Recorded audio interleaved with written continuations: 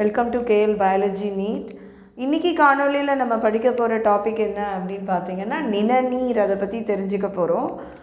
அதுக்கு முன்னாடி போன காணொலியில் நம்ம விவாதித்தது என்ன அப்படின்னு பார்த்தீங்கன்னா, உங்களுக்கு தெரியும், ஒரு பொண்ணோ ஒரு பையனோ ஒரு மருத்துவரை அணுகி அவங்க திருமணம் செய்து கொள்ளலாமா அப்படின்னு கேட்குறாங்க. அவர் தவிருங்கள் அப்படின்றாரு. அப்போனா அவங்களுக்கான பிளட் குரூப் என்னவாக இருந்தது அப்படின்னு பார்த்தீங்கன்னா, அந்த பெண்ணுக்கான பிளட் குரூப் நெகட்டிவாக இருந்திருக்கலாம், அந்த பையனுக்கானது பாசிட்டிவாக இருந்திருக்கலாம். அதனால் தவிருங்கள் அப்படின்னு சொல்லியிருப்பார் அப்படின்றது விடையாக இருக்கிறது இல்லையா?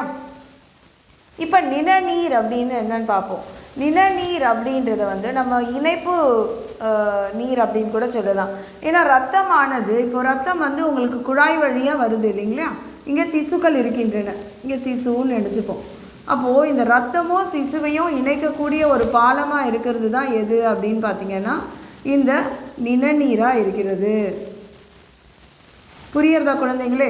இது ஒரு நடுவர் மாதிரி, ரத்தத்திலேருந்து வரக்கூடிய புரதங்களையோ வாயுக்களையோ எல்லாத்தையுமே திசுக்கு இவங்க மூலியமாக தான் நம்ம செயல்படுத்துகிறோம். இப்போ நிணநீர் அப்படின்றது ஒரு நிறமற்ற திரவமாக இருக்கிறது. ஸோ அது ஒரு நிறமற்ற திரவம். இது ரத்தத்துலேருந்து தான் உருவாகுது. அப்போ ரத்தத்துலேருந்து என்னெல்லாம் இருக்காது அப்படின்னு பார்த்தீங்கன்னா, அப்போது ரத்தம்லேருந்து நமக்கு ஆர்பிசி என்ற சிவப்பணுக்கள், இரத்த தட்டுக்கள், பிளேட்லெட்ஸ் இரத்த தட்டுக்கள் மற்றும் பெரிய புரோட்டீன்கள், பிளாஸ்மாவில் உள்ள பெரிய எடையுள்ள புரதங்கள், இதெல்லாம் நமக்கு என்ன இருக்காது? நிணநீரில் இருக்காது. ஸோ இதெல்லாம் போச்சுன்னா மீதி நமக்கு என்ன தான் இருக்கும்? பிளாஸ்மாவில் இருக்கக்கூடிய எலக்ட்ரோலைட்டுகளாக இருக்கலாம், இல்லைனா நீராக இருக்கலாம், WBC செல்களாக இருக்கலாம். ஸோ இதில் WBC செல்கள் இருக்கின்றன அப்படின்னு பார்க்கும்போது இதில் முக்கியமாக நமக்கு லிம்போசைட்டுகள்,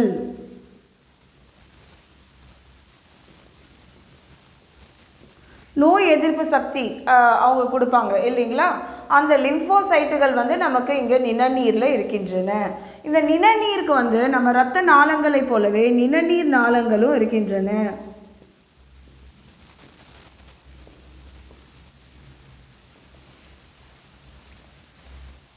நிணநீர் நாளங்கள் அது உங்களுக்கு என்ன ஆகுது? நிணநீரை சப்ளை செய்கிறதுக்கு உதவுது. இது தவிர நிணநீர் நம்ம எங்கே படித்தோம் அப்படி நாளங்கள் அப்படின்னு பார்த்தீங்கன்னா, வில்லையில் உங்களுக்கு ஞாபகம் இருக்கா குழந்தைகளே? வில்லையில் நம்ம நடுவில் ஒன்று வரைஞ்சோம் இல்லையா, நிணநீர் நாளங்கள் அப்படின்னு சொல்லிட்டு, இது கொழுப்புகளை உரிவதற்கு உதவியாக இருக்குது அப்படின்னும் நம்ம படித்தோம். சரியா? இப்போ இந்த நிணநீர் நாளங்கள் ஆர் நிணநீர் அப்படின்றது ஒரு இணைப்பு திரவமாக பயன்படுது அப்படின்னு நான் சொன்னேன். அப்புறம் அதோட காம்போசிஷன் என்ன அப்படின்றதும் நம்ம படித்தோம். அதில் இருக்கக்கூடியது லிம்போசைட்டுகள், அதனால் நோய் எதிர்ப்பு சக்தி நமக்கு அதிகமாக கிடைக்குது அப்படின்னும் நம்ம படித்தோம்.